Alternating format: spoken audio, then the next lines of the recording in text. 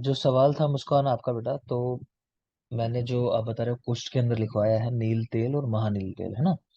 तो बेटा बुक में मैं देख रहा हूँ ये श्लोक नंबर है चैप्टर नंबर 9, और श्लोक नंबर 30 से लेकर 33 तक जो है वो है नील तेल, नील घृत, माफ करें। और श्लोक नंबर 34 से लेकर 37 तक है, इसके नेक्स्ट जो है अगला ही, मतलब 38 तक, 34 से 38 तक ये है महानील घृत। तो इनमें श्लोक में अगर देखोगे आप, दोनों के अंदर कुष्ठ शब्द आया है कि हाँ कुष्ठ के अंदर यूज करते हैं, कहीं भी ऐसा नहीं लिखा है कि श्वेत कुष्ठ के अंदर, ठीक है। लेकिन अगर इनका आप कंपोजिशन देखोगे तो दोनों के अंदर एक में कटगुलर आया है, कटगुलर जो मेनली हम लोग सफेद दाग या शुद्र में इस्तेमाल करते हैं। और दूसरा जो महानील है वहां भी अगर देखोगे तो वहां भी लास्ट में चल के आप देखोगे बाकुची, तो वहां भी लिखा हुआ है, ठीक है। तो बाकुची भी अगेन श्वेत कुष्ठ के लिए होता है, ठीक है। और उस श्लोक में लिखा भी है महानील वाले के अंदर कि ये शुद्र में और कुश में दोनों में हितकर है, ऐसा करके लिखा हुआ है, ठीक है। तो क्वेश्चन अगर कहीं बना रखा है स्पेसिफिक ऐसा कि कुष्ठ में देते हैं या शुद्र में, तो गलत बना रखा है। अगर दोनों में से कोई एक ऑप्शन है तो ठीक है। फिर भी अगर ज्यादा एक्यूरेट होना चाहो, क्योंकि बाकुची पड़ा हुआ है, कटगुलर पड़ा हुआ है, तो हाँ शुद्र के साथ चले जाओ, अगर ऐसा मिल रहा है क्वेश्चन तो। मुस्कान,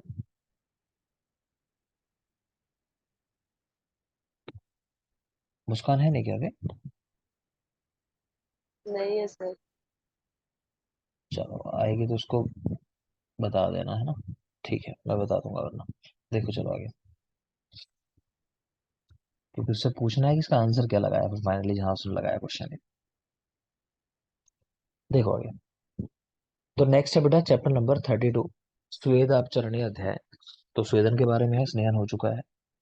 तो निराग्नि स्वेद की संख्या है इनकी, सुश्रुत की, तो कह रहे हैं 8 या 7। तो इसमें लोग डिसाइड नहीं कर पाए कितनी संख्या है। तो 8 या 7 दोनों ही रखोगे आप याद, कि बुक्स में दोनों ही लगवा रखे हैं आंसर, 8 भी और 7 भी। वैसे मेनली जो होते हैं स्वेद 4 ही होते हैं, वो तो पता ही होगा, ताऊ दाऊ करके जो हम लोग याद रखते हैं, मेन तो वही है, ठीक है। आगे देखिए, बहुत जरूरी पार्ट है, अगली तीनों लाइनें जो है ध्यान से देखना, कि पूर्व स्वेदन योग्य रोग कौन सा है, कि जिनमें पहले स्वेदन कराना चाहिए। तो नस्य, बस्ती और शोधन। नस्य देना है किसी को, बस्ती देनी है या शोधन कराना है, तो उनमें पहले स्वेदन कराना है। दूसरा है पश्चात स्वेदन योग्य, तो शल्य हरण के बाद, मूड गर्भ, अगेन वो भी शल्य ही एक तरह का, और सम्यक प्रजाता में भी स्वेदन बाद में कराना है, ठीक है, प्रसव होने के बाद। तो शल्य हरण, मूड गर्भ और सम्यक प्रजाता, यही देख पा रहे हो कि प्रजाता के लिए वाग्भट ने तो निषिद्ध कर दिया। तो वाग्भट ने सब कंडीशन में मना किया था महिलाओं के लिए, आपने देखा होगा, तो उनका निषिद्ध है। और सबसे जरूरी है लास्ट में जो लिखा है कि पहले और बाद में 2 बार स्वेदन कराता है, पूर्व और पश्चात, भगंदर, अर्श और अश्मरी, तीनों रोगों में। तो पूर्व और पश्चात स्वेदन योग्य है, अर्श, अश्मरी, भगंदर तीनों रोग हैं। तो फिर एक बार देख लें, पूर्व स्वेदन योग्य है नस्य, बस्ती और शोधन, नस्य, बस्ती और शोधन।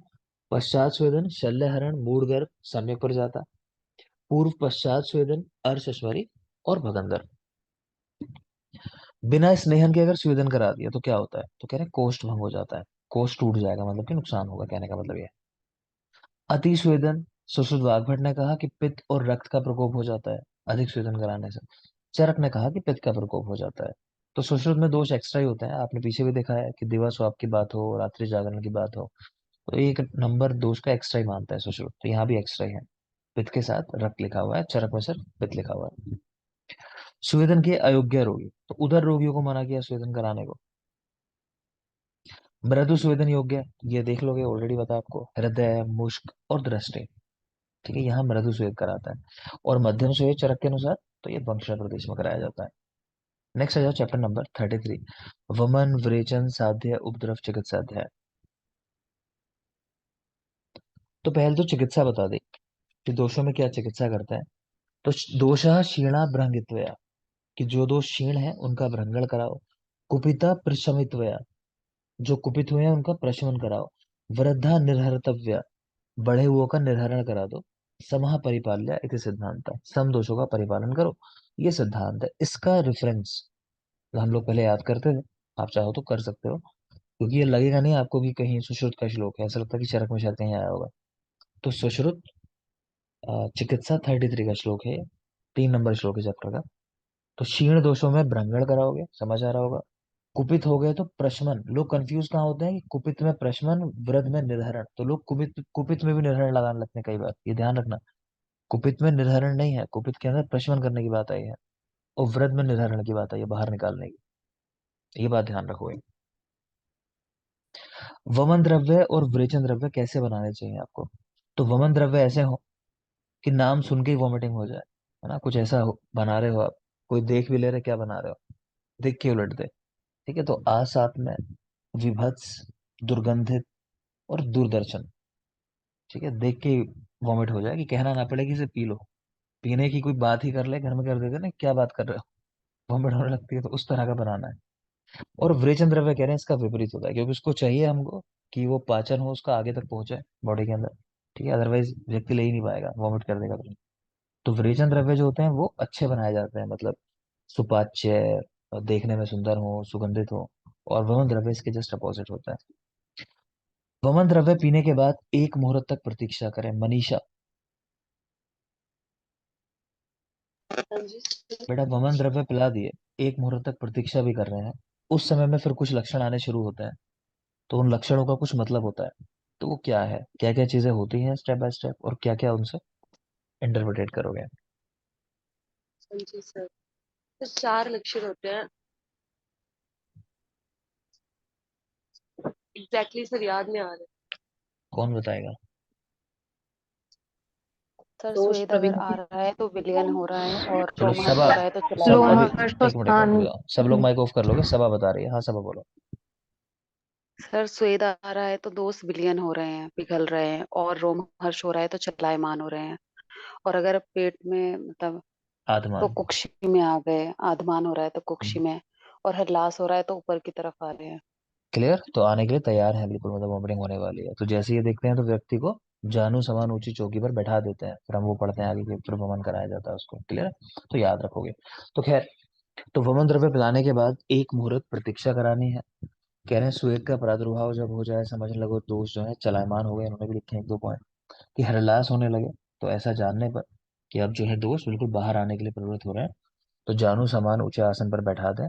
अंगुली, एरंड, उत्पल नाल, इनसे कंठ प्रदेश में स्पर्श कराएं और वमन कराएं। वमन का अयोग अगर हुआ है, ठीक से नहीं हुआ, तो कह रहे कफ का प्रसेक होगा, रीजन कफ निकला ही नहीं प्रॉपर जो निकलना चाहिए था, तो कफ का प्रसेक होगा।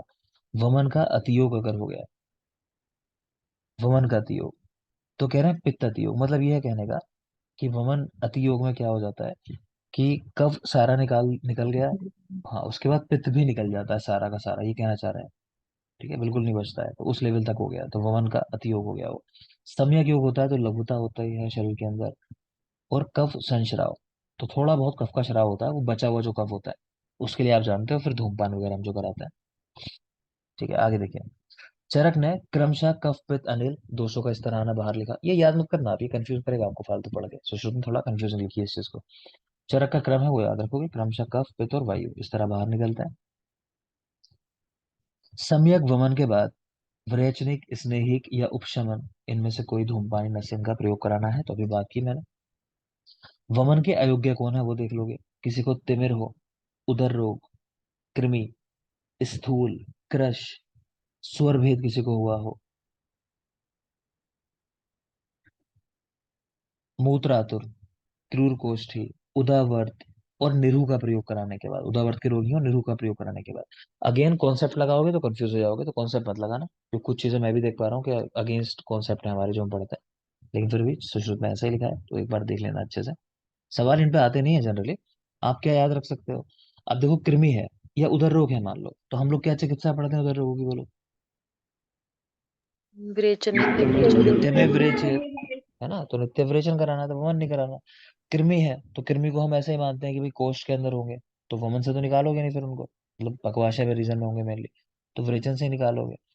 स्थूल क्रश याद कर लेना, स्थूल और क्रश इनके अंदर बना है दोनों में, ना तो स्थूल को ना ही क्रश को। आगे मूत्र आतुर देख रहे हो, मतलब मूत्र व्याधि है किसी को, तो मूत्र विरेचनीय ड्रग पढ़ते हो आप हमेशा, है ना, मूत्र वामनीय ड्रग कभी नहीं पढ़ते होगे। तो मूत्र विरेचनीय होती है, तो नाम से समझ में आता है कि विरेचन कराना, यानी अधो मार्ग से निकालने वाली मेडिसिन देनी है। फिर उदावर्त है, अगेन वैसी कंडीशन है कि जहाँ आपको विरेचन कराना है, तो यहाँ क्यों कराओगे? ठीक है, निरु का प्रयोग ऑलरेडी करा लिया, तो ये आपको पंचकर्म में पता चलेगा कि निरु जब कराया है आपने, यानी कोष से दोषों को निकाला है, तो तुरंत ऐसा कोई और काम नहीं कराओगे। जहां भी इस तरह की चीजें कराई जाती हो कि वमन है या विरेचन है, तो मना होता है तुरंत कराने के लिए निरु के बाद। तो देख लेना, दो चार नाम जो है वमन के योग्य देखो आप। तो स्तन्य दोष, क्योंकि वहां जनरली कफ की दृष्टि मानते हैं हम लोग। वैसे तो वात पित्त कफ तीनों के अलग अलग लक्षण पढ़ोगे, लेकिन मेनली हम मानते हैं भाई स्तन्य है तो कफ दोष से दूषित होगा। बच्चों के बहुत सारे विकार आप पढ़ोगे वो कफ की दृष्टि से ही होता है, वात वगैरह से नहीं बताया गया। स्तन्य रोगों में कफ की दृष्टि मेनली बताई गई है। हृदय रोग है ना, हृदय रोग आपको पढ़ाया मैंने कि गुरु स्तन्यपान से हृदय रोग हो जाता है, तो वो भी आदि होगा। अजीर्ण है तो सीधी सी बात है सर कफ होगा। तो स्तन्य दोषों में, हृदय रोगों में, अजीर्ण में, सब में वमन कराना है। काश्यप ने शीर वृद्धि शीर घनत्व वमन साध्य विकार माने हैं। कई बार बात हो गई ये भी। विरेचन चरक का, ने सर अयोग्य, हाँ बेटा, चरक ने अयोग्य बोला है हृदय रोग में। चरक ने, हाँ ठीक है, चरक हृदय रोग में वमन नहीं कराते, करेक्ट कह रहे हो। उन्होंने मना किया है चरक ने हृदय रोग में वमन कराने को, सुश्रुत कराता है, ठीक है ना। और बाकी काश्यप का शीर वृद्धि शीर घनत्व ये वमन साध्य विकार है। नेक्स्ट है विरेचन का विधान। तो पूर्वाहन में लघु भोजन करा के, जैसे वमन में भी कराता है, भोजन नहीं कराते मतलब वहां तो ये है कि सुबह सुबह बस वमन कराना है द्रव्य देके उसको। यहाँ कह रहे हैं पूर्वाहन में लघु भोजन करा दो, अम्ल फल उष्णोदक का प्रयोग कराओ, विगत श्लेष्म धातु जानकर विरेचन कराएं, कि जब आपको ऐसा लगे कि हाँ बिल्कुल अब श्लेष्म धातु नहीं है, तब विरेचन कराना है। तो इसको तो सारे को भूल जाओ आप, चरक वाला वाला पॉइंट याद रखोगे कि अगर कफ कम है तो वो कंडीशन किसके लिए है, सुखपूर्वक विरेचन के लिए। और विरेचन। कफ अगर बढ़ा हुआ है वो कंडीशन है सुखपूर्वक वमन के लिए। क्लियर। तो यहाँ सुश्रुत में चीजें कंफ्यूजिंग है थोड़ी, इसीलिए यहाँ से कुछ सवाल नहीं आते। तो परेशान मत होना देखे कि थोड़ा अलग लग रहा है, थोड़ा अलग लग रहा है, तो जाना नहीं है उसमें डिटेल में।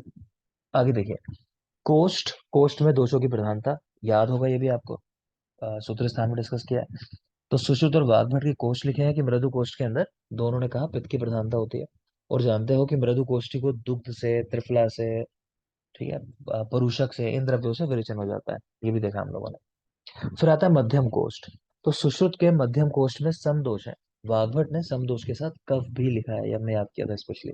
और कफ को उठा के सुश्रुत कहाँ ले गए, क्रूर कोष्ठ के साथ। ये क्रूर कोष्ठ में वात के साथ कफ होगा, और वाग्भट का सिर्फ वात है। तो हमने मेनली वाग्भट के याद किए थे वैसे। क्रूर कोष्ठ के अंदर वात, मृदु कोष्ठ के अंदर पित्त, और मध्यम कोष्ठ के अंदर कफ या फिर समदोष। और सुश्रुत में इतना कर लिया था कि कफ को उठा के क्रूर कोष्ठ के साथ डाल देना है, तो वात और कफ क्रूर कोष्ठ के अंदर है। क्लियर। आगे देखें, विरेचन के पश्चात अपथ्य, कि क्या नहीं कराना है, तो प्रवाहन नहीं कराना है। विरेचन के बाद प्रवाहन नहीं कराना है, तो ये याद रखोगे। मुस्कान बेटा, हमने उसकी बात कर ली, वो नील घृत और महानील घृत जो आप कह रहे थे, तो एक बार फिर से सुन लोगे। नील घृत महानील घृत दोनों के श्लोक में वर्ड आया है कुष्ठ को हरने वाले हैं, ठीक है। लेकिन जो हम कंटिन्यूएशन में देख रहे हैं, पूरा सुन लो, अभी पूरी बात नहीं हुई। जो हम कंटिन्यूएशन में आगे देख रहे हैं, तो उसमें क्या है कि जस्ट पहले इन दोनों योग के अब बात शुरू हुई है शूद्र के बारे में, ठीक है। तो शूद्र के योग आना शुरू हो गए हैं। तो एक बात तो यह शूद्र के कंटिन्यूएशन में आया है। दूसरा, दोनों योग के अंदर जो नील घृत है वहां पे आया है कटकुलर, और महानील घृत के कंटेंट्स के अंदर आया है बाकुची। तो ये दोनों द्रव्य शूद्र में इस्तेमाल कराया जाता है, ठीक है। और महानील घृत में श्लोक में भी वर्ड आया है शूद्र, के शूद्र को और कुश को हरने वाला है ये योग, ऐसा करके। तो अगर ज्यादा स्पेसिफिक होना,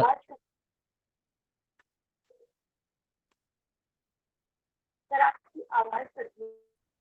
बेटा बाकी लोग के लिए भी वॉइस ब्रेक हो रही है मेरी क्या। No no sir. Sir. Yes sir. Muskan बेटा आप ही की साइड सिग्नल वीक है, आप रुके हुए हो स्क्रीन पे भी दिखाई, मतलब मूव नहीं कर रहे हो, यानी सिग्नल है नहीं सर। मुस्कान अभी आवाज आ रही है, मुस्कान सुन सर पा रहे हो। एक चलो उधर क्लियर नहीं है कनेक्शन, ठीक है कोई बात नहीं, चलो मैं अलग से बता दूंगा मुस्कान, ठीक है।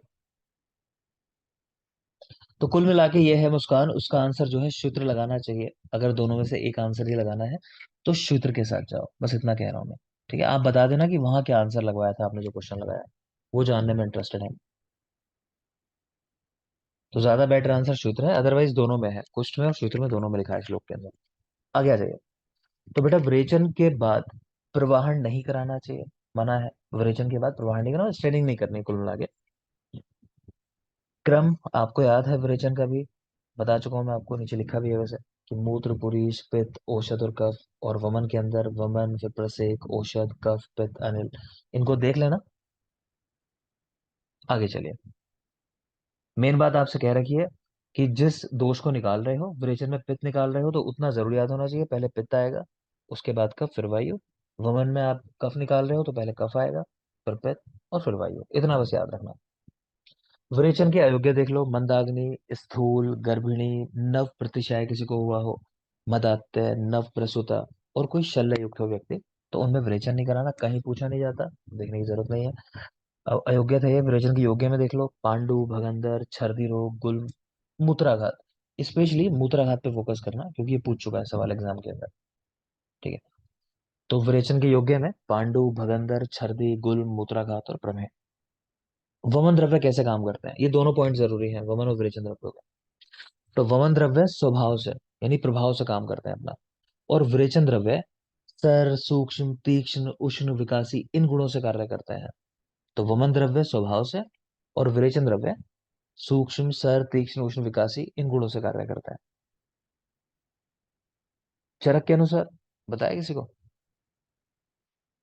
दोनों सर के मेरे स्थान पर वैवाही बोला है। दोनों प्रभाव से काम बेटा करते दोनों दोनों प्रभाव से प्रभाव काम करते हैं, हैं। वमन भी और बाजीकरण विरेचन का भी। भी है, ठीक है, यस बाजीकरण का सर। भी है। चरक में दोनों के लिए लिख लो यहीं पर। चरक, वमन, विरेचन दोनों द्रव्य प्रभाव से काम करते हैं। आगे चलिए। क्रूर कोष्ठ और मंदाग्नि, ऐसी कंडीशन में, यानी वायु बहुत बढ़ी हुई है, तो उसके लिए क्या करना है? साक्षार लवण घृत से विरेचन कराना है, यानी क्षार, लवण और घृत, ये मिक्स करके, मतलब इससे विरेचन कराना है। अत्यधिक स्नेहपान के बाद स्नेह विरेचन ना कराएं, पहले से इतना अधिक स्नेहपान करा दिया तो स्नेह विरेचन मत कराओ कह रहा है, अब स्नेह के साथ विरेचन मत कराओ। कुछ कंडीशन में आया है, वो आप जानते ही हो, बताएगा कोई एक कंडीशन जहां स्नेह विरेचन की बात आई है? सर दो इसने एक साथ नहीं दो। फिर से बोलो। रक्त तो जो रक्तस्कुल। रक्तज गुल में है, चलो, और कहीं वात व्याधि में पढ़ते हो? सर दो इसने एक साथ नहीं दे। दो मार्गों से वो स्नेह देते हैं, बचती है रो देने के बाद वो है। वो तो एक अलग बात है।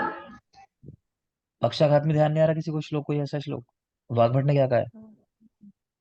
यस सर, स्नेहनम स्नेह संयुक्तम पक्षाघाते तु विरेचनम। ठीक है, और बोला है। वात्रक, हाँ वात्रक में भी इस तरह की बात है, देखोगे वात्रक का श्लोक ही चिकित्सा सूत्र है, वहां भी इस तरह की बात आई है वैसे। ठीक है, वो मैं याद नहीं कराता हूँ, लेकिन वहां भी इस तरह की बात आई है।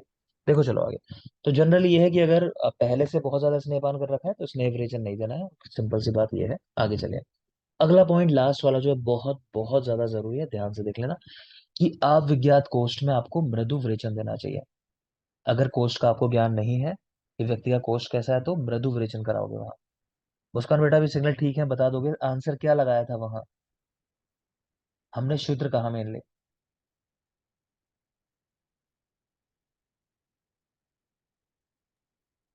और सर उसका आंसर नहीं याद है मुझे, इसलिए मैं कंफर्म कर। चलो तो मैं बता रहा हूँ, सूत्र लगा लेना, वैसे क्वेश्चन कुछ, हाँ ठीक है, वैसे कुष्ठ में भी है, ठीक है, कुष्ठ में भी है, लेकिन अगर एक लगाना हो तो सूत्र के साथ जाना। चलो, ओके सर। नेक्स्ट देख रहे हो, शिशु चिकित्सा 34, वमन विरेचन व्यापक चिकित्सा अध्याय, कि कितने कितने व्यापक होते हैं। तो बेसिक नंबर तो सबको याद है, तो जल्दी से बोल दो, चरक के कितने व्यापक होते हैं वमन विरेचन के? 10, 10। 10, और वाग्भट के? 12। 12, और यहाँ 12। 15 देख पा रहे हो, क्लियर? तो याद रखना, चरक के 10 है, वाग्भट के 12 है, और यहाँ सुश्रुत के 15 होते हैं। नेक्स्ट है स्त्रियां, राजा के सेवक, श्रोत्रिय और वाणिज्य। कुछ ध्यान आ रहा है, कहीं पढ़ा है ऐसा? ये सदातुर। सदातुर कहाँ पढ़ा है? दादुर है। चरक सिद्धि, बोलिए। 11 11 के अंदर, ठीक है। 11 में। तो चरक सिद्धि 11 में 4 सदातुर पढ़ते हो, उन्हीं 4 को सुश्रुत ने लिखा है कि ये कैसे होते हैं, प्रायः दुर्वृच्य होता है, क्योंकि दोषों को रोकते हैं, अगेन वही बात बढ़ जाता है बॉडी के अंदर, तो ऐसे लोगों में विरेचन कराना मुश्किल होता है, दुर्वृच्य है ये चारों लोग। यही लिख रहे हैं कि चरक सिद्धि 8 में उपद्रव युक्त अतिसार के 36 भेद बताए गए हैं। चरक सिद्धि 12 में अष्ट महादोषकर भाव, बहुत जरूरी है बेटा, इनको पढ़ेंगे हम ध्यान से बाद में आगे चल के, अभी जब पंचकर्म पढ़ेंगे तो रट लो फिलहाल नंबर, कि चरक सिद्धि 12 में अष्ट महादोषकर भाव बताए गए हैं, रेफरेंस के साथ, चरक सिद्धि 12 लास्ट चैप्टर है। तो वहां पे अष्टमहादोष प्रभाव। और सिद्धि 8 के अंदर उपद्रव युक्त अतिसार के 36 भेद, 36।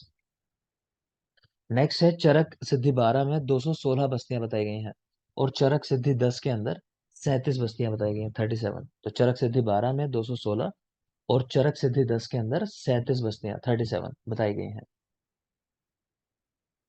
आगे चलिए। वमन के अतियोग में बल विश्रंस हो जाता है, विरेचन के अतियोग में पिच्छा बस्ती से चिकित्सा करनी चाहिए। तो ये हल्का बहुत पढ़ा ही होगा। पिच्छा बस्ती से चिकित्सा करने की बात कर रहे हैं। परिकृतिका रोग में भी कह रहे हैं कि पिच्छा बस्ती से चिकित्सा करनी चाहिए। ठीक है। तो परिकृतिका में कह रहे हैं वेदना होती है या पितृ कफ का श्राव होता है, तो उस कंडीशन में पिच्छा बस्ती है। और देखो, सा चंद्रकम सलीलम अधा श्रवती, अतियोग का लक्षण बता रहे हैं कि चंद्रिका युक्त जल जैसा श्राव हो रहा है दो मार्ग से, तो वो मतलब विरेचन का अतियोग हो गया, कि दोष तो बचे नहीं उसके अंदर, कफ नहीं है, पित्त नहीं है, तो जल का श्राव हो रहा है, रक्त मिला हुआ, चंद्रिका यानी रक्त मिला हुआ, रक्त चंद्रिकाओं की बात कर रहे हैं। मांस धावन प्रकाशम, ऐसा श्राव हो रहा है कि मांस को जल से जैसे धुला गया है, तो वो जो जल है तो वो जीव शोणित होता है, मतलब रक्त होता है। अगेन वही बात कहना चाह रहा हूँ। ठीक है, तो ये अतियोग के लक्षण है, देख लेंगे, कुछ खास नहीं है। चिकित्सा देखना पिच्छा बस्ती अतियोग के अंदर। नेक्स्ट कह रहे हैं जीव शोणित, कैसे पहचानोगे कि भाई शुद्ध रक्त है वो या रक्त पित्त का रक्त आ रहा है? तो कह रहे हैं यदि उष्ण जल से साफ ना हो तो वो जीव शोणित है, मतलब शुद्ध रक्त है, अगर साफ ना हो। और अगर साफ हो जाए तो वो रक्तपित है। और यही लिख देना है कि चरक ने विपरीत बताया है, तो इसे याद करने का कोई सेंस नहीं रह जाता। दोनों की बातें उल्टी हैं, तो मत याद करो, देखना ही नहीं है। जीव शोणित याद रखो, शुद्ध रक्त को कहा जाता है। आगे देखें।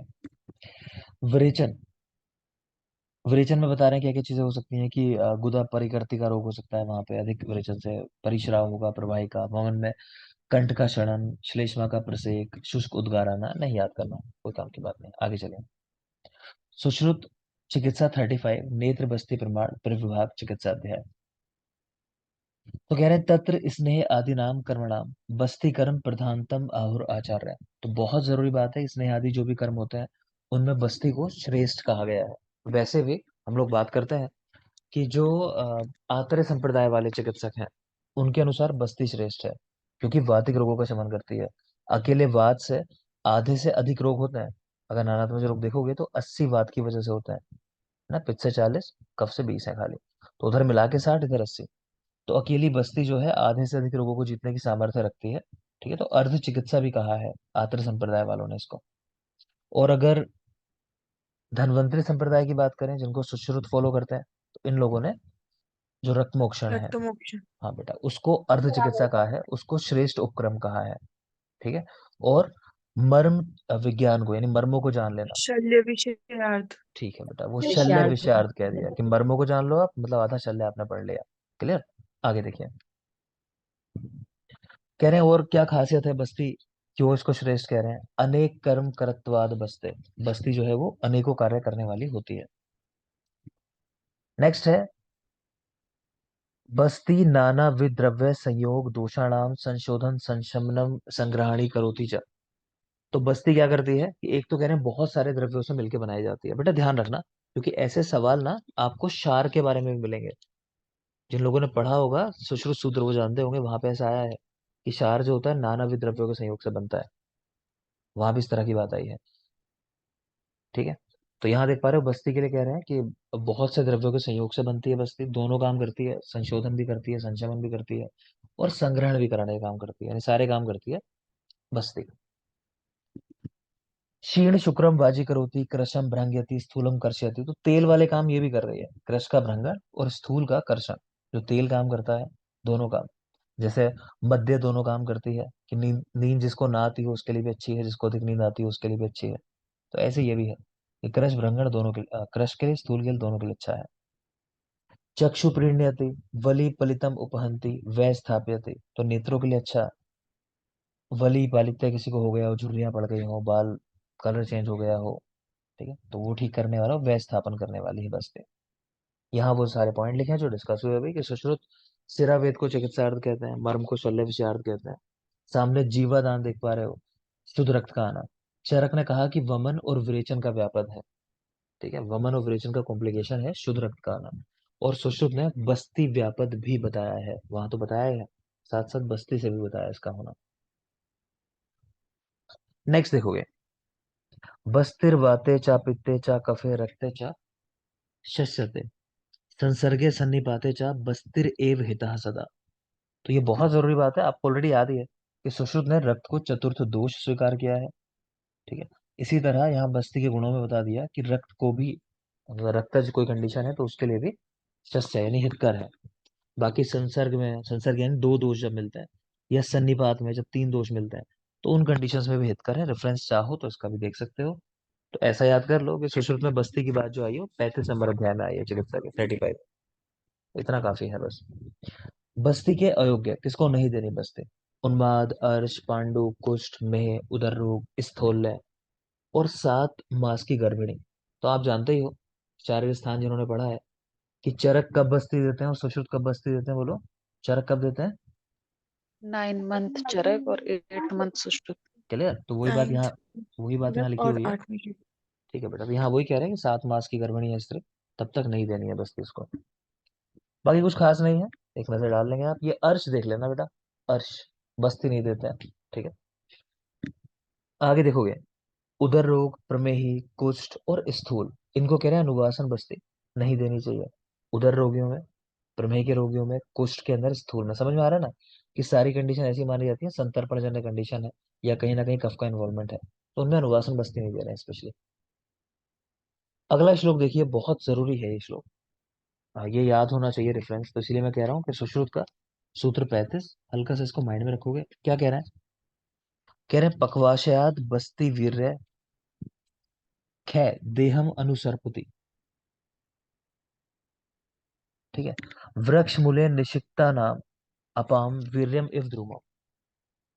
तो कह रहे हैं बस्ती किस तरह काम करती है, कि बस्ती पक्वाशयाद बस्ती वीर्यम, कि मतलब आपने दी, और पक्वाशय मार्ग से होते हुए बस्ती जो है, जितने भी शरीर में कह लो स्रोतस है, रिक्त स्थान है, वहां सभी जगह पहुंच जाती है, अपने गुणों को पहुंचा देती है। किस तरह से? कि जैसे वृक्ष के मूल में आप जल डालते हो, पानी डालते हो, और वो पूरे पेड़ को मिल जाता है। ऐसा नहीं खाली जड़े जड़े यूज कर लेती है, है ना? वो फ्लोएम जो पढ़ते थे वो सब, तो उसके थ्रू, अपने सिस्टम के थ्रू पूरे पौधे में पहुंच जाता है पानी। आगे देखोगे, वीरेण वस्तिर आदत्ते दोषा नाम आपाद मस्तकात, दोषा नाम पाद मस्तकात पकवाशे स्थो अंबर गो भूमे ररको रसाने। तो इस श्लोक में क्या कह रहे हैं बेटा, मेन चीज देखना, ये भी वही चीज है लगभग। कह रहे हैं बस्ती देते हैं ना, तो वो पैर से लेके मस्तक के दोषों को दूर करने वाली है। पाद से लेके मस्तक तक, सिर से लेके मस्तक तक, ये जरूरी बात है। तो ये बस्ती का गुण बताया है। ठीक है, तो देख लेना इसको भी, ये भी रेफरेंस लिखा है इसके आगे भी याद करने के लिए। दोष त्रयस्य यस्माच्चा प्रकोपे वायु ईश्वरा। तो कह रहे हैं तीनों दोषों को प्रकोपित करने में वायु ही महान है, मतलब वायु ही मेन है। वही शारंगर वाली बात, पितम पंगु कफा पंगु, तो वही बात इन्होंने भी लिखी है। नेक्स्ट है चैप्टर नंबर 37, अनुवासनोत्तर बस्ती चिकित्सा। 36 में कुछ होगा नहीं शायद, इसमें नहीं लिखा हुआ है। 26 में कुछ खास है नहीं बेटा, जो पॉइंट्स है वो आपके पंच कर में कवर कर देता हूँ मैं, तो नहीं लिखा है कुछ भी इसलिए। तो नेक्स्ट है चैप्टर नंबर 37, अनुवासनोत्तर बस्ती चिकित्सा अध्याय। तो कह रहे हैं बस्ती के बाद व्यक्ति को उत्तान लेटाना चाहिए, 100 गिनती तक प्रतीक्षा करनी चाहिए, यानी बस्ती देने के बाद 100 मात्रा तक प्रतीक्षा करनी है, ये कहना चाह रहे हैं। उत्तान लेटाकर 100 गिनती तक प्रतीक्षा कराएं। वाग्भट ने यहाँ लिखा है नासा अर्बुद या नासा अर्श में जब क्षार का प्रयोग कराते हो तो 50 मात्रा तक प्रतीक्षा करनी है। आपको ये भी याद होगा कि सम्यक ये क्षार कर्म हो गया है तो वो स्थान का वर्ण कैसा हो जाता है?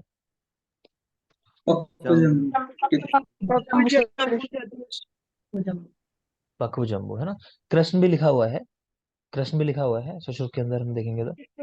हाँ बेटा, है ना, तो वो भी लिखा हुआ है। ठीक है, तो वाग्भट ने नासा अर्बुद नासा अर्श में कहा क्षार का प्रयोग करने के बाद 50 मात्रा तक प्रतीक्षा करनी है।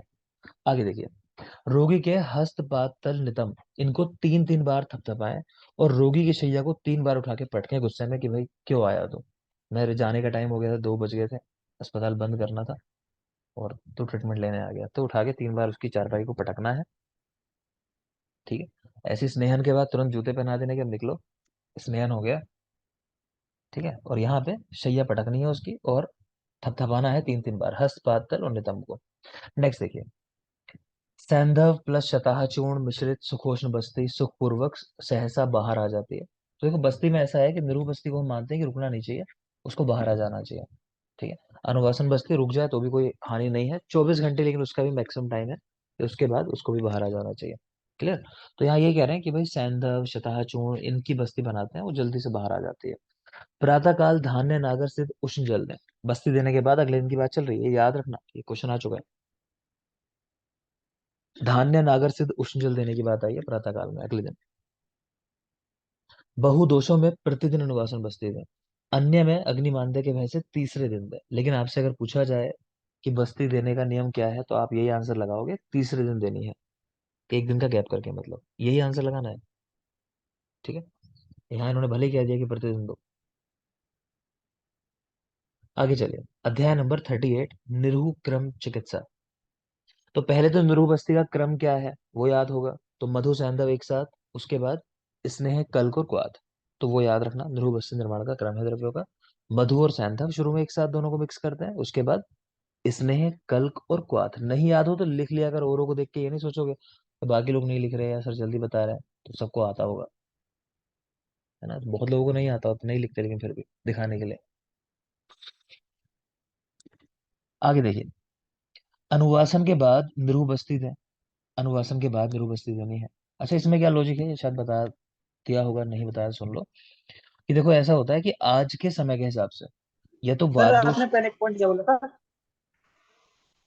पहला पॉइंट क्या बोला था मैंने, पिछले पेज, अच्छा। बोला कि माक्षिकम ये क्या लवणम है? कीलम अच्छा विलकम को वो आथामिति द्रव क्रम। द्रव्यों के निर्माण का क्रम, सूरज ये तो कल रात भी बताया होगा, 9 वाले बैच के अंदर थे ना। अच्छा अच्छा अच्छा, हाँ जी जी जी। हाँ जी कहने से काम नहीं चलेगा, बताओ क्या क्रम है। सर पहले क्या था? स्नेह था, एक कल था। लिख लो दोबारा से, मधु और सैंधव शुरू में एक साथ, मधु सैंधव, फिर स्नेह कल्क और कुआथ। बेटा 1 मिनट बने रहोगे, 1 मिनट। स्नेह कल के बाद है, दूसरे के बाद।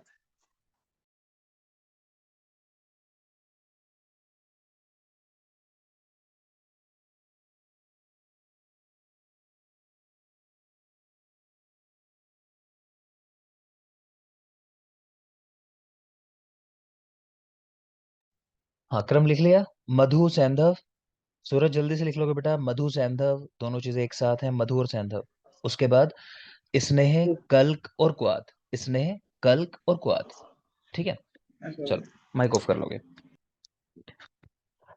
अच्छा यहाँ देख रहे हो, तो यहाँ लिखा हुआ है कि अनुवासन के बाद निरूबस्ती देनी है। तो इसके पीछे लॉजिक ये होता है कि आजकल जितने भी विकार हैं, या तो वात की वजह से हो रहे हैं या कफ की वजह से, आज के टाइम में देखोगे ज्यादातर। ठीक है, और कोई बीमार है तो सीधी सी बात है कि कहीं ना कहीं ये मान लो, पुराने जमाने में आजकल की तरह लोग नहीं थे, खाने में लगे हुए हैं खाली। तो उस जमाने में क्या रोग होते थे कि कोई बीमारी हुई तो धातु का क्षय हुआ, उसके बाद वात बढ़ा। तो वहां लॉजिक ये था, बीमार होने में ज्यादातर कारण क्या है, वायु।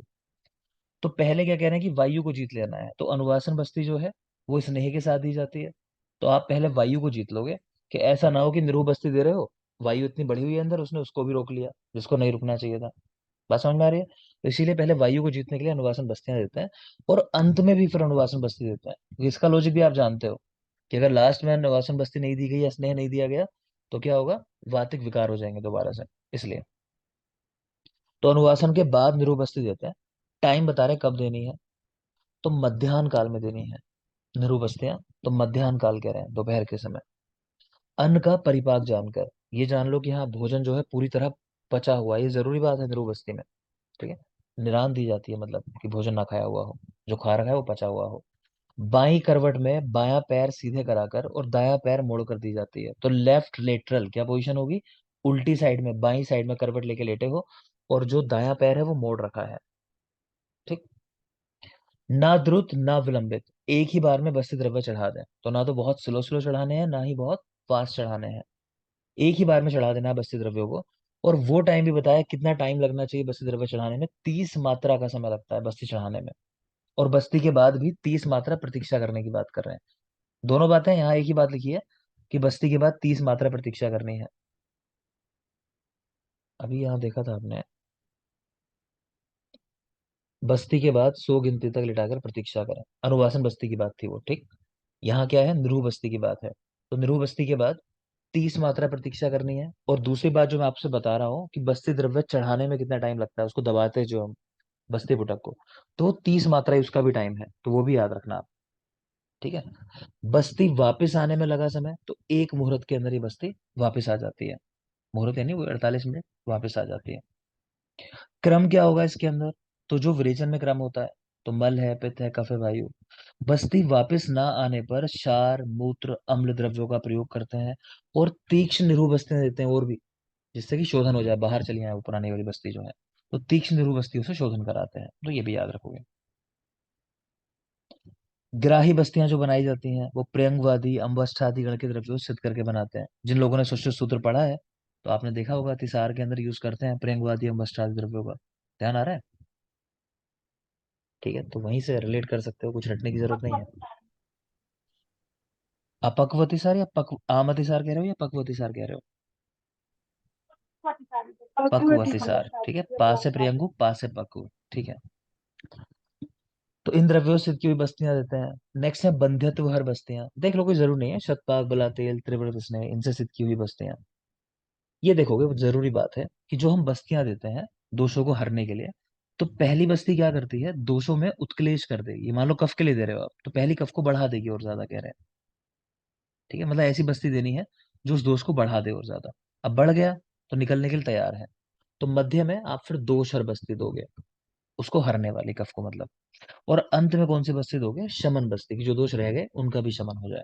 तो पहली उत्क्लेशन बस्ती, सेम जैसा हम वमन में कराते हैं कि पहले दोषों का उत्क्लेश करते हैं, फिर हम क्या करते हैं, वमन करा के उसको निकाल देते हैं, और उसके बाद में हमने धूमपान वगैरह करके जो दोष रह गए उनका भी शमन कर देते हैं। तो सेम चीज यहाँ है कि पहले उत्क्लेशन बस्ती, मध्य में दोषहर बस्ती और अंत में शमन बस्ती देते हैं। एक मधु तैलिक बस्ती आई है, तो वो सब निरूह बस्ती के टाइप पढ़ेंगे, जितने भी नाम पढ़ोगे ना वो सब निरूह बस्ती के टाइप में आते हैं। यहाँ है ही निरूह बस्ती का चैप्टर।